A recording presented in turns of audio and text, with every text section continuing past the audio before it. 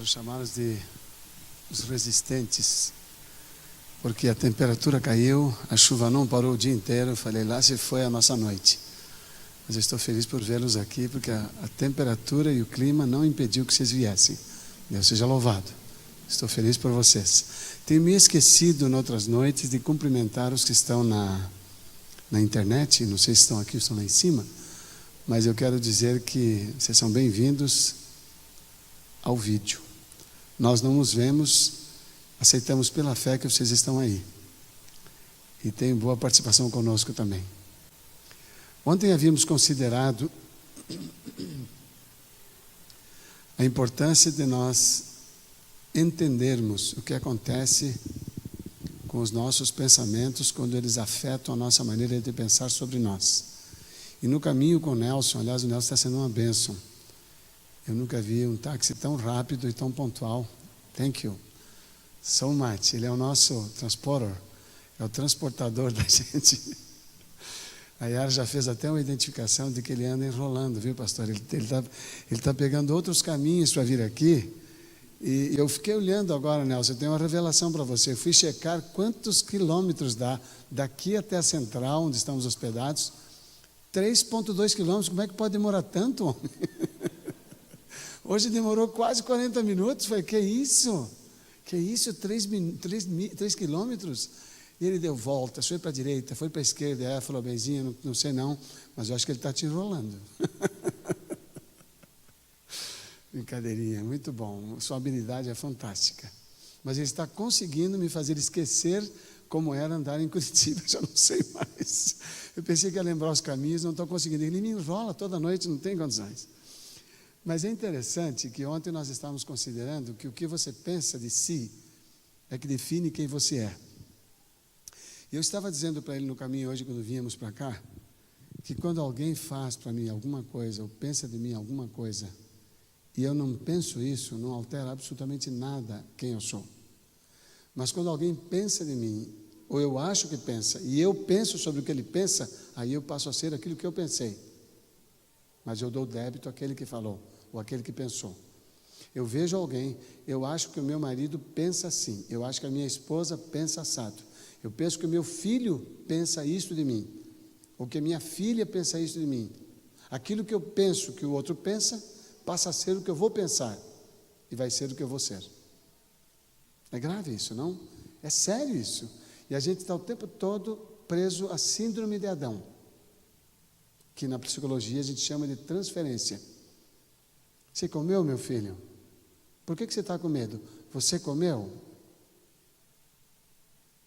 a mulher que tu me deste. Minha filha, você comeu a serpente que tu criaste. Então a transferência, ela começou lá no início e nós vivemos em cima dela. Nós criamos um monstro dentro de nós e atribuímos a responsabilidade a quem vive conosco. Então temos que nos livrar disto o mais urgente possível. Então vamos repetir algumas coisas que já aprendemos. Tendência não é pecado. Tendência. Ok, agora eu falo tendência, vocês repetem a palavra tendência para fixar e continuam completando, tá bom? Tendência? Muito bem. Eu tenho a tendência de ser agressivo. Isso é pecado? Não, isso é uma tendência. Eu tenho a tendência a ser mentiroso. É um pecado? Não, é uma tendência. Eu tenho a tendência a ser uma pessoa lerda, atraso, sou lerdo, sou muito lento para as coisas que faço. Isso é pecado? Não. Mesmo que chegue atrasado, não é pecado, mas é uma tendência que tem que ser trabalhada. Excessivamente apressado normalmente é ansioso. É pecado?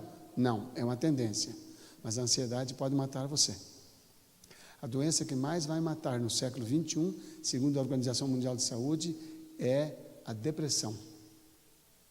E uma das causas principais da depressão é expectativas não realizadas. Essa é mais comum a todos nós. Pode ter alguém que tem algumas áreas da vida que são atingidas pela sua atividade, pela sua formação, pelo seu temperamento, e que ele sofre depressão de outras causas, mas tem uma causa que é comum a todos nós: expectativas não realizadas. Eu espero que o meu filho não seja assim. uma característica própria deste filho. E eu luto para tirar essa tendência dele. Ou faço isso com o meu marido, ou eu faço isso com a minha esposa. Então, essa luta para transformar, para tirar a tendência do outro, que não vai sair, na verdade, a minha expectativa é de que ele não faça mais. Mas esta pessoa, talvez, não fazer mais, significa não ser mais ela. E nós não percebemos isso. Então, nós acabamos nessa tentativa, nós eliminamos quem a pessoa é, não aceitamos como que ela é, e ficamos numa expectativa que não vai se realizar. Então, a soma de expectativas não realizadas, ela vai produzindo de frustração, desânimo, depressão, nesta cadeia. Por olhar a mesma coisa, sentir a mesma coisa, esperar a mesma coisa, não receber as mesmas coisas. É um processo adoecedor, que não tem tanto a ver com a tendência do outro, mas tem muito a ver com a minha expectativa de que ele não tenha essa tendência. Esses dias a Yara estava lendo um texto da Bíblia, eu quero usá-la como exemplo. Ela estava lendo um texto da Bíblia e ela não gostou do que Jesus falou. Ela tem mais ou menos essa tendência, às vezes, de avaliar que é muito perigoso o que Jesus escreveu. Eu falei, isso aqui é perigoso o que ele escreveu. Eu falo, pois é, mas ele escreveu, o que eu vou fazer? E eu também acho que é perigoso. Eu falo, querida, eu também acho que é perigoso. Isso aí pode dar pano para a manga. Eu falei, mas eu acho que... Eu falei, não, vamos parar, que eu não quero começar a criticar Jesus, porque não vai funcionar, não vai dar certo. Porque colocou algumas coisas lá que realmente complica demais. Então, quando você olha para isso, você cai numa trama perigosa de querer julgar até a Deus. Então, vamos fazer o seguinte. Hoje à noite, nós queremos avançar um pouquinho naquilo que ontem nós tratamos. Esse é o tema do que? É o tema de hoje? O que você pensa da vida? É o tema do quê? Esse é da semana. Thank you. Muito bem. Não, esse não é. Põe para mim. Você põe para mim direto, por favor, direto. Veja lá. Eu não consigo ler. Você sente. Vamos lá. Você sente o que pensa. Então, isto, na verdade, é uma informação importante para cada um de nós. Quem sentiu tristeza hoje, em algum momento do dia, qualquer fonte, qualquer coisa, alguém sentiu tristeza por qualquer coisa hoje, durante o dia, qualquer hora do dia? Olha aí, vocês estão vendo? A maioria que sentiu. Então, sentimento vem do seu pensamento. Você não sente sem pensar. Sentimento vem do pensamento. É o pensamento que gera ou autoriza um sentimento. Mas nós não pensamos do nada. Nós pensamos baseado em algo que temos armazenados. Então vejam, você sente o que pensa. Então, o que é que eu preciso cuidar para lidar com os meus sentimentos? Com o meu pensamento. Raiva. Quem teve raiva hoje, durante o dia? Em algum momento? Raiva. Olha como é comum, que coisa impressionante. Raiva. A Bíblia diz, irai-vos, mas não pequeis. Então, a raiva pode ser uma manifestação de defesa. Ela pode nos ajudar. Qual é a raiva que é pecado?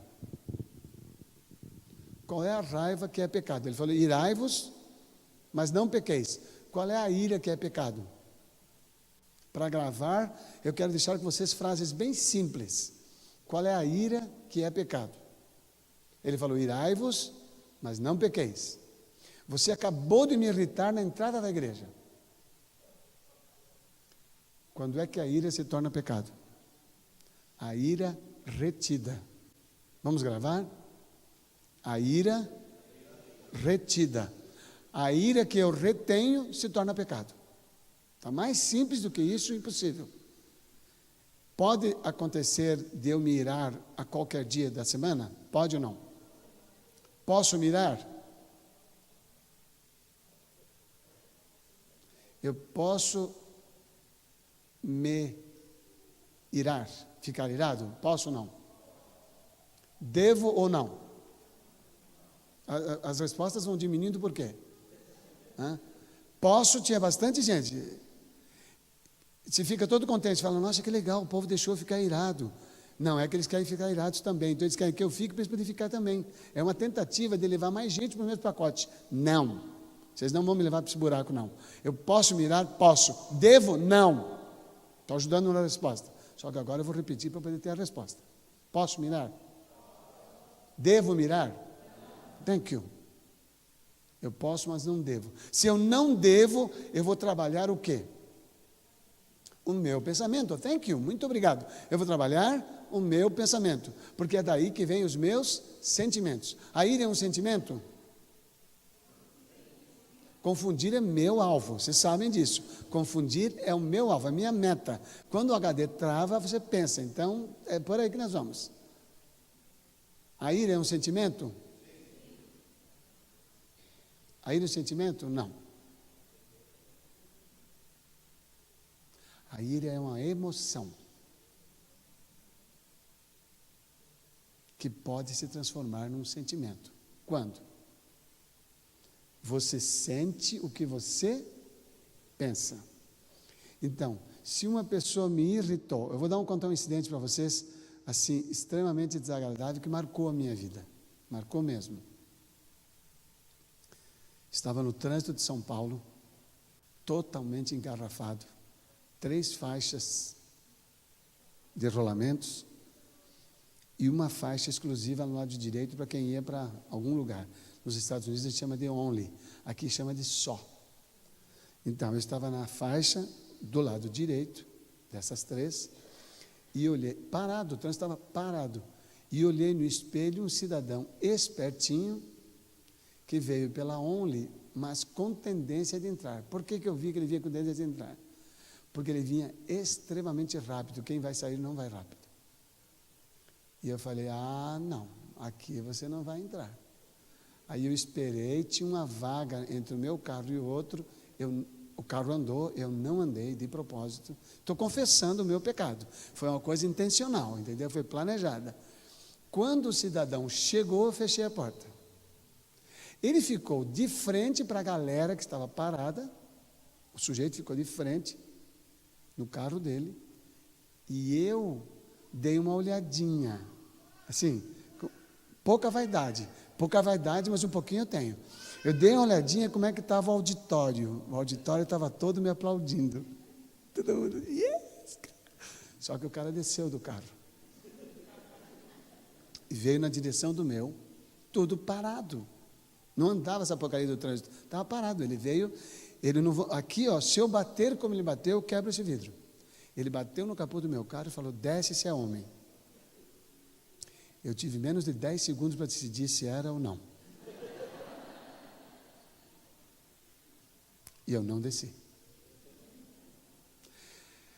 Eu pensei, olha como é rápido o seu pensamento. Eu pensei, se eu descer, eu posso fazer qualquer coisa? Como cristão? Sim ou não? Vão me ajudando. Como cristão, eu descendo, podia fazer qualquer coisa? Não. Eu poderia falar qualquer coisa? Não. Eu poderia reagir a qualquer coisa? Não. Aquela provocação não tinha condições de ser respondida por um cristão. E eu passei vergonha. Porque a mesma galera, o mesmo auditório que me aplaudiu, me repreendeu. Sabe o que eu li nos olhos deles? Covarde. Babaca. Seu frouxo. Eu fui aquela lista toda. E demorou para tirar isso da cabeça deles, que o trânsito foi andando devagar, eu andava olhando para frente, não consigo olhar para o lado, mas eu sentia, sabe quando você sente que estão te olhando? Quando eu virava, estava aquelas caras assim. E eu colhi aquilo por vários quilômetros. Eu tive que remoer aquilo. Mas dentro de mim havia uma satisfação de um tamanho que vocês não fazem ideia. Eu venci o Edemar, porque ali não estava eu. Eu sou explosivo, eu sou uma pessoa nervosa. Eu briguei com rapazes no meu tempo de criança, no Colégio Marista, que eu fui católico, mas eu fui católico de primeira. Eu não fui católico meia boca, não era a boca inteira. Eu era um católico de verdade. Eu ia à missa, eu fui sacristão, frequentei colégio marista, eu era da gema, era católico mesmo. E eu enfrentava no colégio marista gente maior que eu. Tanto que o cara me suspendia. Olha que molequinho atrevido. Ele me suspendia, eu metia o pé na canela dele, tinha que me soltar. Eu só na canela, na altura da canela dele. E daí os meus irmãos, eu sou caçula, coitados, entravam nas brigas, alguns apanhavam, alguns batiam. Esse era eu. Eu tenho um pai que descansou no Senhor, mas que é de tão colérico, que o meu pai dizia assim: não briguem, mas se brigarem, não apanhem. Se apanhar, se apanha de novo. Meu pai era uma pessoa extremamente explosiva. Eu sou a cópia dele aperfeiçoada. Naquele momento, aquela provocação não combina com quem eu sou por natureza. Ou seja, a minha tendência qual seria naquele momento? Pode falar. A minha tendência qual seria? Explodir. A minha tendência era reagir. A minha tendência é pecado? Tendência é pecado? Não, não é pecado. Mas permitir que ela domine você, você começa a pecar. E é aí que está a grande necessidade da graça de Jesus. Porque para você manter as suas tendências extravasadas se manifestando, você não precisa de Jesus. Fica sozinho e se faz. E não precisa nem do diabo. Eu tenho no meu trabalho tendência de ouvir pessoas, tenho visto a tendência de pessoas dizerem para mim: não sei o que, me descontrolei com a minha esposa e tal, o diabo me pegou. Eu falei: não te pegou. O diabo não precisou te pegar, você foi sozinho. Porque nesse caso foi sozinho. Se a sua tendência dirigiu as suas ações, você foi sozinho. Põe para mim, por favor, o nosso primeiro acordo, porque eu quero que esse povo ande comigo numa direção. O livro dos Provérbios diz: como um homem imagina no seu coração, assim é.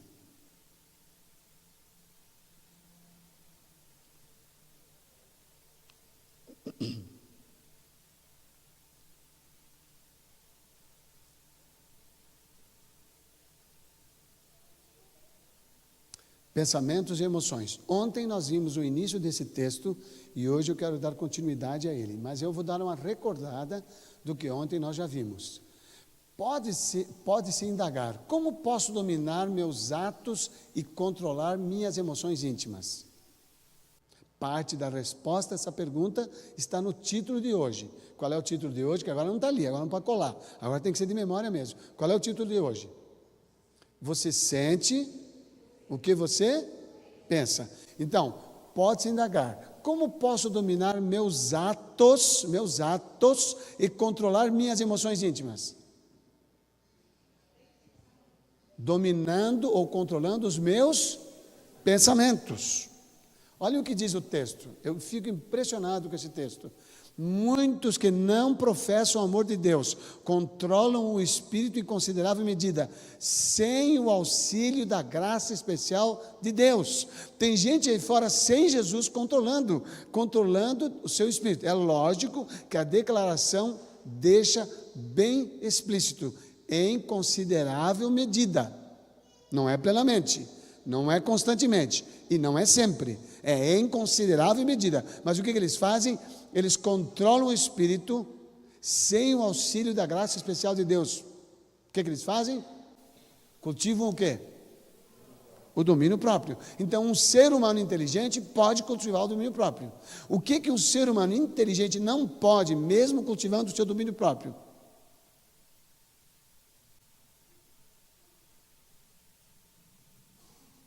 O que um ser humano não pode, mesmo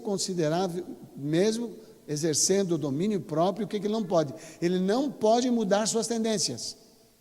E toda vez que você faz um esforço, que você não tem motivos morais para realizá-lo, você vai cansar, se ele se repetir.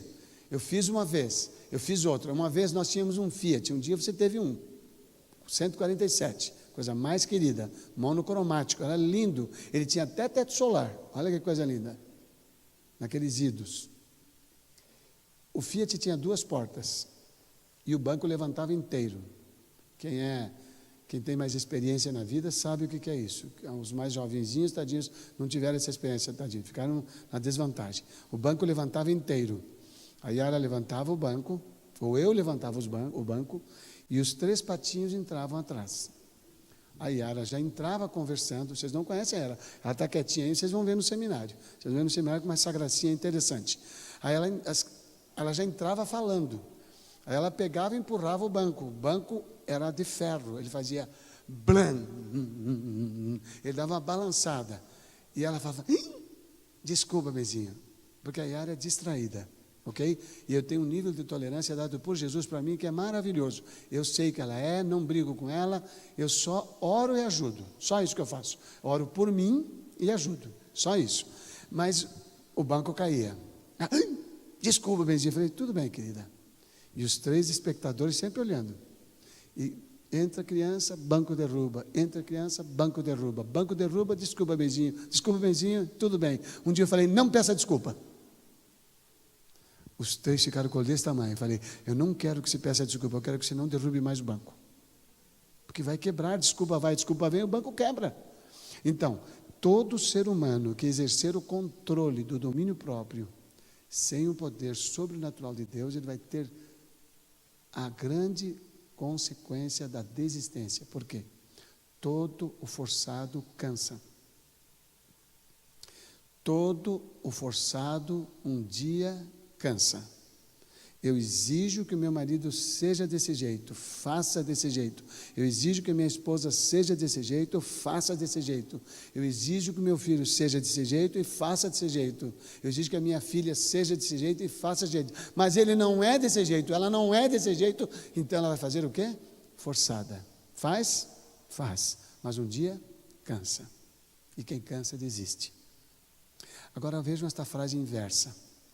O esforçado um dia descansa. Eu entendi, eu quero mudar. E eu começo a me esforçar. Não faço sozinho, porque tenho poder à minha disposição. Olha o que ela diz. Isto representa, na verdade, um vexame aos que sabem que de Deus pode obter força e graça, e todavia não exibem as graças do Espírito na sua vida. Cristo é o nosso modelo. Agora vem a continuação de ontem. Não devemos permitir que o futuro, com seus difíceis problemas, suas não satisfatórias perspectivas, façam o nosso coração desfalecer, tremer-nos os joelhos, pender-nos as mãos. Olha o que acrescenta a inspirada serva de Deus. Mas não precisa ser assim. Custará o quê? Custará o quê? Um decidido esforço. Decidido significa que eu decido, eu quero me esforçar, eu não quero ser mais assim. Custará um decidido esforço mudar a corrente dos seus, o quê? Pensamentos. Mas a mudança se pode operar. Sai um amém assim por descuido, por distração, sem querer. Não é uma declaração maravilhosa? Não precisa ser assim. Você não precisa ser dominado por suas tendências. Você não precisa ser dominado por seus impulsos. Custará um decidido esforço o mudar a corrente dos seus pensamentos. Mas a mudança se pode operar. Amém? A gente fala assim, eu tenho uma solução para o problema. Eu vivi um problema. Eu era o sofredor na minha casa, com as coisas fora do lugar. A Yara é mais tolerante. Eu não sou tolerante nesse ponto, por natureza. E hoje eu sou talvez mais tolerante do que ela. Porque eu quis e me esforcei. É natural? Yes ou no? Não é natural. Mas eu quis e busquei a graça de Deus. Quando eu realizo, eu comemoro com ele. Falo, conseguimos. Até tem a história de uma formiguinha na África, que ela estava querendo pegar uma jornada meio longa, solão quente, veio um elefante, ela esticou a mãozinha, pá, o elefante parou, deu carona, ela subiu, depois que já estava andando a uns 3 quilômetros, um poeirão atrás, ela bateu nele e falou, olha o poeirão que nós estamos fazendo. Nós, a formiguinha em cima, quem estava fazendo poeirão? O elefante. É isso que eu faço com Jesus. Quando passa um tempo que eu vejo o que eu consegui, eu olho para ele e falo, Senhor, olha o estrago que nós estamos fazendo. Nós estamos mudando completamente a nossa história. Nós estamos fazendo. Porque sem a minha vontade Ele não fará. Porque eu fui criado livre. Tendência a pecado? Só para lembrar. Tendência é pecado? Mas se eu não controlar as minhas tendências, eu começo a pecar. Quem é que será daqui desta igreja que vai presenciar minha tendência manifestada? Aqui da igreja, aqui, dessa noite aqui. Quem é que vai perceber as minhas tendências não controladas? Pastor? Com essa carinha aí? Nunca, jamais. Esse eu peguei desde cara, falei, esse está no papo, esse não vai ver mesmo. Ele não vai ver a tendência de vocês, ele é muito bonzinho, não vai ver. Ele vai achar vocês uma gracinha, vai achar vocês a coisa mais querida. Até os carecas. Quem é que vai perceber as tendências minhas manifestadas? Só aquela ou aquele que viver comigo. Aqui nós não manifestamos. Mas por que nós entramos aqui tão controladinhos e em casa a gente não é tão bonitinho assim? Por duas razões. Primeiro, já me custou muito ter que fazer isso aqui na empresa o dia inteiro. Eu tive uma senhora que apresentou-se comigo no consultório, no escritório onde eu estava, ela sentou, olhou para mim, botou as mãos assim e falou: decidi, vou tirar as minhas máscaras. Eu falei, você tinha? Ela falou, tinha. Eu ponho uma quando eu vou para o trabalho, eu ponho outra quando eu vou para a igreja, e eu tenho em casa a cara que eu sou. Eu não aguento mais. 2 filhas ela tinha. E veio lá falar comigo como é que fazia para se separar de um português, que era o marido dela. E depois de 4 meses, ela fez questão de passar lá em casa. Eu contei para ela que eu gostava muito de bomba. Sabem bomba? Acho que é Carolina. É Carolina que chama? Carolina recheadinha. A Yara não faz bolo no meio do dia do meu aniversário, ela faz carolinada. Ela enche aquele prato, o pessoal fala, nunca vi aniversário sem bolo. Ela enfia uma vela, dessa vela branca comum, no meio das carolinas e eu sopro. Uma coisa eu tenho certeza, sempre eu tenho 1 ano, sempre 1 ano. É uma velinha só no meio. Ela foi lá em casa, levaram uma carolinada num prato, para dizer para mim que ela e o esposo estavam indo passar um período sozinhos em Lisboa para comemorar a nova vida que estavam tendo em seu casamento. Obrigado por vocês dizerem amém. Se os outros quiserem, eu agradeceria também. Porque não fui eu que fiz. Eu abracei os 2 e falei, olha, se aconteceu um milagre, meu não é. Porque Jesus é o único que é especialista em fazer milagres. Então o milagre que nós queremos nessa semana não é necessariamente no seu casamento, é em você. Porque se acontecer em você, quem estiver perto de você vai ver. Vai ver que você tem estado com Jesus. Troque para mim, por favor, o slide. Vamos para a Bíblia. Vejam, por favor,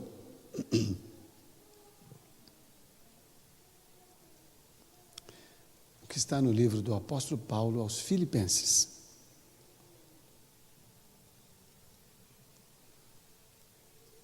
Capítulo 2. Eu gostaria de convidá-los para que a gente fizesse mais uma oração. Pode ser? Vamos curvar a cabeça? Pai querido, obrigado por Tua palavra que nos foi dada com liberdade e com tanta generosidade. Obrigado porque nos deste o acesso a elas e também a inteligência, a capacidade de entender. Mas nós precisamos mais. Nós precisamos da Tua sabedoria. Ajuda-nos a discernir, Senhor, na Tua palavra, o que é necessário para a minha vida. Cada um de nós, na sua, nós pedimos em Jesus. Amém. Capítulo 2, versículos 3 e 4. Diz assim, nada façam por ambição egoísta ou por vaidade, mas humildemente considerem os outros superiores a si mesmos. Cada um cuide não somente dos seus interesses, mas também dos interesses do outro. Se a Bíblia nos ensina isso, é porque sem o ensino nós não faríamos, não é natural em nós. Então vamos voltar ao pensamento da doença que vai ser a que vai mais matar neste século. Qual é a doença? Depressão. Qual é a base dela? Uma das mais comuns em todos nós? Expectativas não realizadas.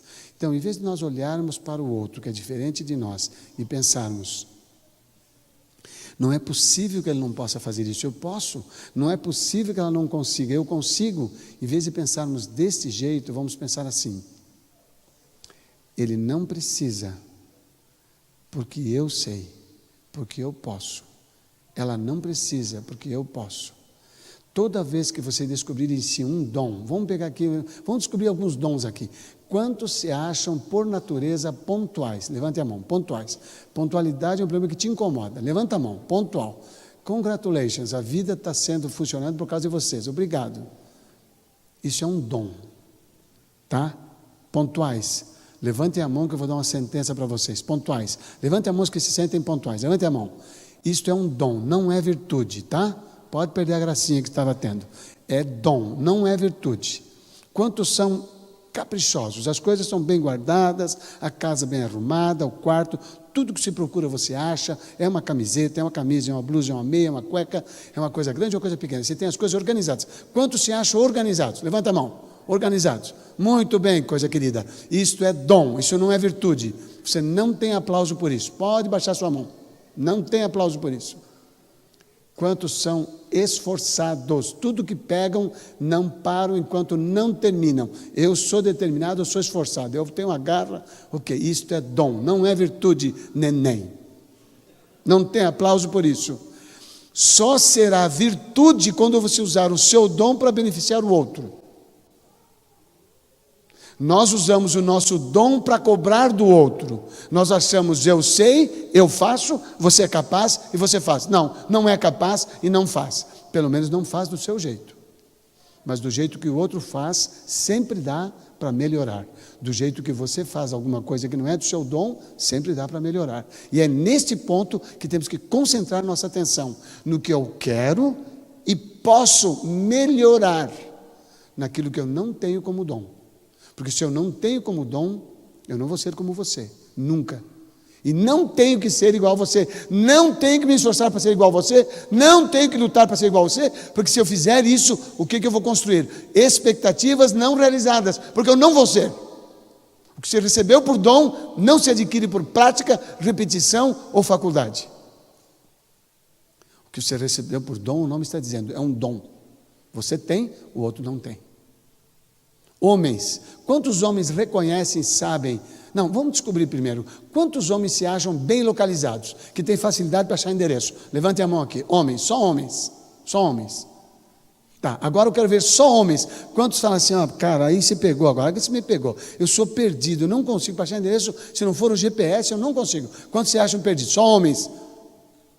Não tem mais, não dá, mas isso é mentira mesmo, mas é mentira mesmo, eu sei que é. Mulheres, quantas mulheres aqui dizem assim, olha, eu sou extremamente perdida, o GPS foi uma bênção da minha vida, porque eu não sei. Mulheres, quantas são perdidas?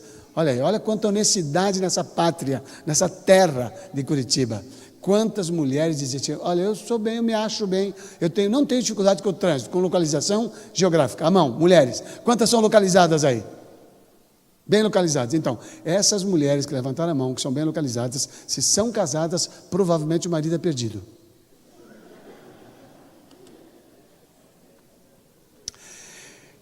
Isto é o quê? Isto é um dom. Então, eu tenho dom, por exemplo, por ser homem, porque esta dádiva Deus deu para os homens em sua maioria.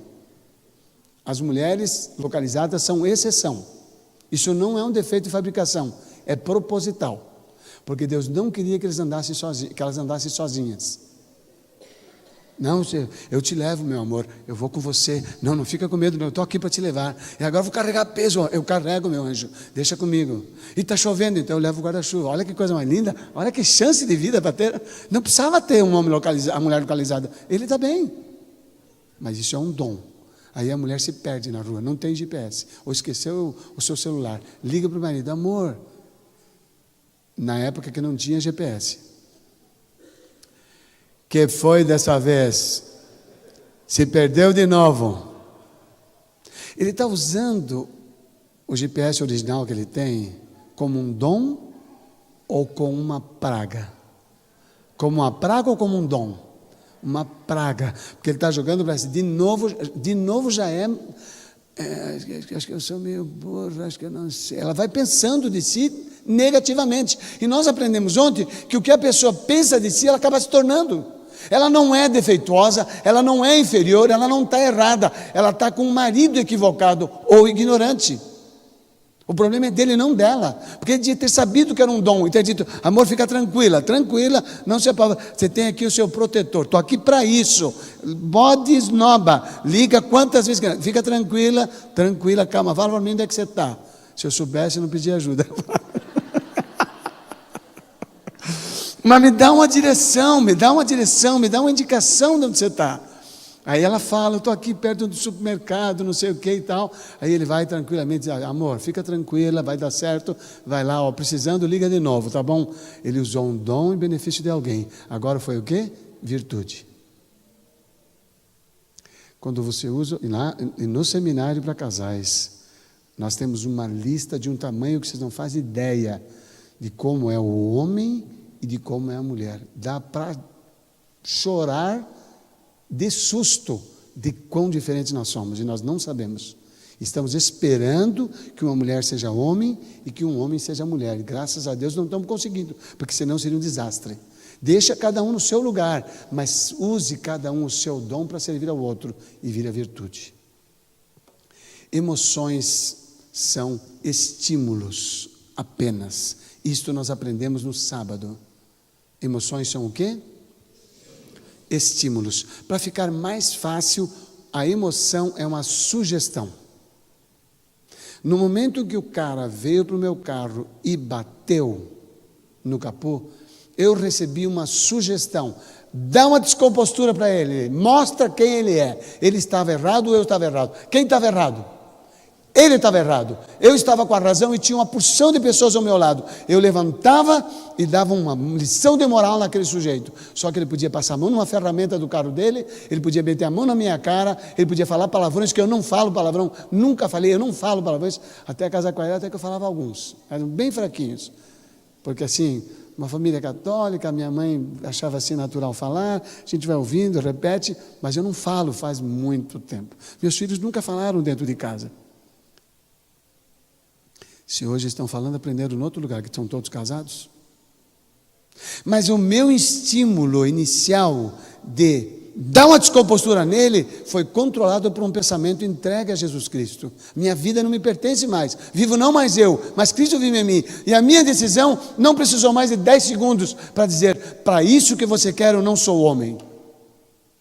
Eu precisei ser mais homem para sair fora e dar uma porção de declarações ofensivas para ele, ou para me manter sentado e não usando as forças que um homem tem para enfrentar o outro semelhante? Aonde que eu precisei mais força? Para ficar sentado ou para sair? Eu precisei mais para ficar sentado, porque para sair seria o meu natural. Quando eu enfrento o meu natural, só é possível permanecer fazendo isso se eu tiver um poder sobrenatural. Vamos repetir. Quando eu enfrento o meu natural, vamos lá, falem para mim. Quando eu enfrento o meu natural, só consigo essa vitória com um poder sobrenatural. E o que disse o apóstolo Paulo? Tudo posso. Emoções são o quê? Sugestões. Ou, o que elas são? Estímulos. A sugestão e o estímulo, você decide ou não. A sua emoção vai acionar o seu pensamento. Ela não é executada sem pensar.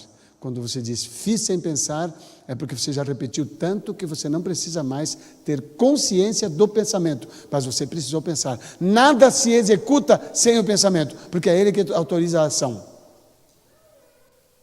E quando você executa uma ação estimulada, para você ela é realidade. Por isso, quando eu recebo o marido e ele me conta uma história sobre a esposa, eu aceito plenamente, não contesto nada, nem faço perguntas de questionamentos, apenas acrescento informações. Quando a esposa vem e fala, também não questiono, aceito como me foi dado, como verdade. Só que a verdade dele vai para um lado, a verdade dela vai para outro. Mas por que é verdade? Porque toda vez que você tiver uma realidade, você tem um sentimento. E tudo aquilo que você sente, você não tem absolutamente dúvida nenhuma. É o quê? Houve uma desconfiguração que a gente está usando o sistema da Apple no computador e dá isso aí. É verdade a palavra que está lá. Verdade. Então vamos pegar a cadeia de novo. Vamos voltar. O que é a emoção? O que a emoção é? É uma sugestão. A emoção é uma sugestão, um estímulo, ok? Ela tem que passar por onde? Pelo meu pensamento. O meu pensamento autoriza ou rejeita. Quando o meu pensamento autoriza, aquela emoção se torna realidade. Toda vez que alguma coisa se torna real para mim, é porque eu senti. E quando eu sinto, eu considero verdade. É nessa cadeia. Então, presta bem a atenção. Olhem o que está no livro dos Provérbios. Livro dos Provérbios, capítulo 13. 2 textos para levarmos para casa. O que você gostaria de ter no seu pensamento para ir para casa hoje? O que você gostaria? Colocar uma expectativa muito grande numa coisa que você gosta muito, mas que o seu cônjuge não faz. Você gostaria muito que ele fizesse, então você vai alimentar muito isso. Eu espero que o meu marido faça assim. Eu espero que a minha esposa faça assim. Ou um filho, eu espero que o meu filho seja assim, faça assim. Então, o que você gostaria de ir para casa hoje? Alimentar esse pensamento, transformá-lo numa realidade. Thank you. Nada como estar bem acompanhado. Congratulations. Muito obrigado. Essa verdade ficou melhor que a minha. Então, olhem bem. Eu quero que o meu marido, que a minha esposa, que o meu filho seja assim. Uma coisa que ele ou ela não pode ser. Não consegue ser. Mas eu vou continuar esperando que ela seja, esperando que ele seja, esperando que ela faça, esperando que ele faça. Eu vou para casa com isso. Eu vou fazer isso um dia, eu vou fazer isso 2 dias, mas ela não vai fazer, ele não vai fazer. O que eu vou fazer? Eu vou ter expectativas não realizadas. O que eu vou fazer? Eu vou adoecer. Bom, essa é uma opção que você já tinha antes de me conhecer. Essa é uma opção que você já tinha antes de vir aqui hoje à noite. Essa é uma opção que você tinha de estar na câmera hoje, antes de estar na TV hoje. Essa é uma opção que você tinha. Mas Deus tem uma outra opção para você. Que você faça a sua história como Ele realmente planejou. Que possa dizer de verdade, vivo não mais eu, mas Cristo vive em mim. Se possa dizer isso e viver isso. Quando eu ficava pegando no pé de todo mundo em casa, um dia Yara falou para mim: Benzinho, isso incomoda só você. Aquilo foi uma facada tão grande que ela me deu, porque aquilo no meu coração é uma coisa tão importante, era tão legal, tudo no lugar, tudo ajeitadinho, tudo, a pasta de dente, do jeito de espremer, o jeito de usar, a roupa, tudo. A Yara não é uma pessoa desorganizada, a Yara é prática. Eu sou muito, por natureza, sou muito apegado aos detalhes, e isso mata o meu tempo. Ela falou: Benzinho, isso te incomoda? Faça. Olha que frase linda que essa mulher deu para mim. Isso não é uma declaração de amor? Amor, você gosta disso? Faça. E se nós não fizermos e te incomodar, conserte. Mas não fala nada. Porque toda vez que você fala, de novo você, fiz aqui para você, Aí ela falou: me sinto mal, eu me sinto inferior. Quando ela falou, me sinto inferior, eu falei: nossa, eu estou fazendo ela se sentir inferior? Parei quieto, comecei a guardar todas as coisas quietinho, e ela nem percebeu que eu guardei, porque ela é distraída. Eles não perceberam. Um dia o moleque, que era mais atencioso, o moleque mais ligado, veio para mim, 6, 7 anos de idade, e falou: pai, você viu? Foi só você parar de falar, foi tudo para o lugar. Ainda tive que ouvir isso. Eu dei uma respirada funda, respirei, segurei, virei para ele e falei: é verdade. Ele deu uma levantadinha no queixo, deu uma virada, andou um pouquinho, virou e falou: não foi difícil, né?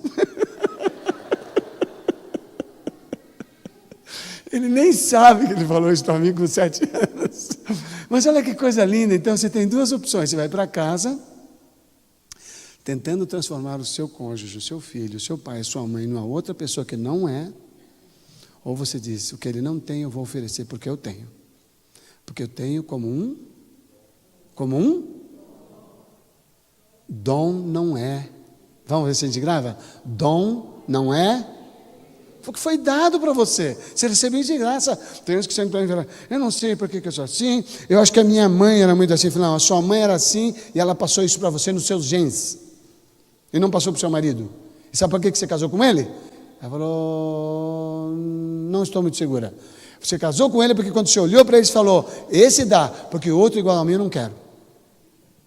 2 de mim eu não aguento. Eu, tudo bem, mas 2 não. Então, quando você está chegando perto para namorar e descobre a pessoa parecida com você, fala, ih, bonitinho, mas não dá. 2 de mim, nem pensar.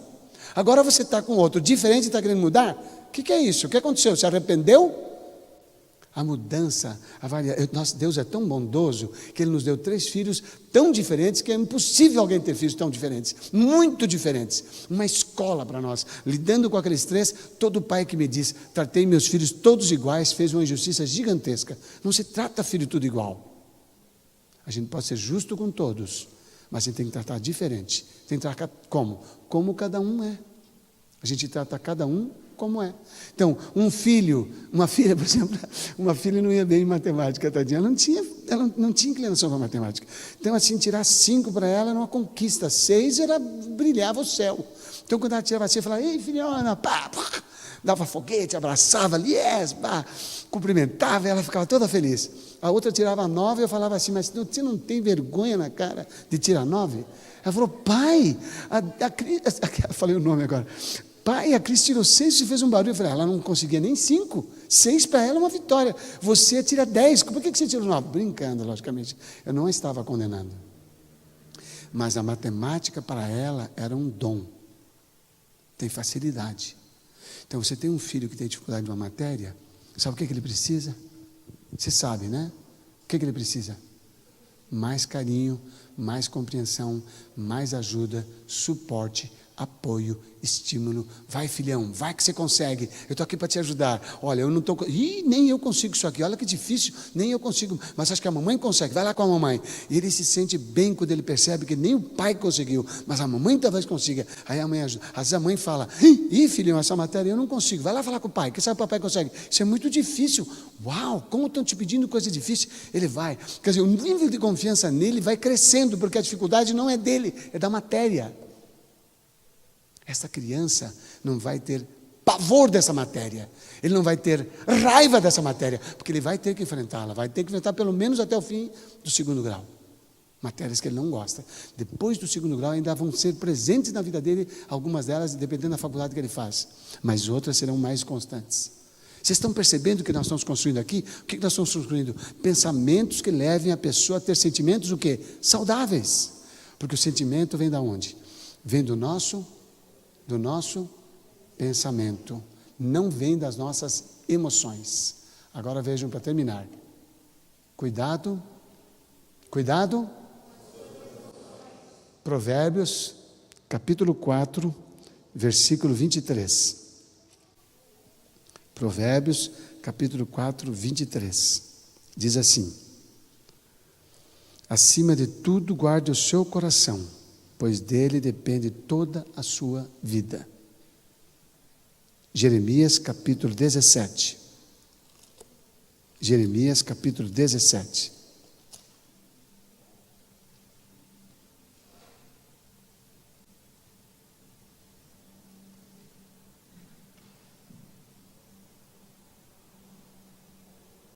Versículo 9.